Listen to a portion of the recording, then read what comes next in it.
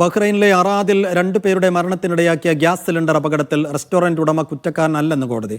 സംഭവത്തിൽ പ്രതിയുടെ പങ്ക് തെളിയിക്കാൻ പ്രോസിക്യൂഷന് കഴിഞ്ഞില്ലെന്ന് കണ്ടെത്തിയാണ് കോടതി റെസ്റ്റോറന്റ് ഉടമയെ വെറുതെ വിട്ടത്. കഴിഞ്ഞ ഫെബ്രുവരിയിലാണ് അറാദിൽ ഗ്യാസ് സിലിണ്ടർ പൊട്ടിത്തെറിച്ച് 2 നില കെട്ടിടം തകർന്നു വീണത്. അപകടത്തിൽ 2 പേർ മരിക്കുകയും 6 പേർക്ക് പരിക്കേൽക്കുകയും ചെയ്തിരുന്നു. കെട്ടിടത്തിലെ റെസ്റ്റോറന്റിൽ നിന്നുള്ള ഗ്യാസ് ചോർച്ചയാണ് പൊട്ടിത്തെറിക്ക് കാരണമെന്നായിരുന്നു കണ്ടെത്തൽ. ഈ കാരണം ചൂണ്ടിക്കാട്ടിയാണ് റെസ്റ്റോറന്റ് ഉടമയെ അന്വേഷണ സംഘം പ്രതി ചേർത്തത്. എന്നാൽ അപകടത്തിൽ ഇദ്ദേഹത്തിന്റെ പങ്ക് തെളിയിക്കാൻ മതിയായ തെളിവുകളില്ലെന്ന് കണ്ടെത്തിയ കോടതി റെസ്റ്റോറന്റ് ഉടമയെ വെറുതെ വിടുകയായിരുന്നു. ലോവർ ക്രിമിനൽ കോടതിയിൽ നടന്ന കേസ് വിസ്താരത്തിൽ റെസ്റ്റോറന്റ് ഉടമ സിവിൽ ഡിഫൻസ് പുറപ്പെടുവിച്ച എല്ലാ സുരക്ഷാ മാനദണ്ഡങ്ങളും പാലിച്ചിട്ടുണ്ടെന്ന് പ്രതിഭാഗം അഭിഭാഷകൻ വാദിച്ചു.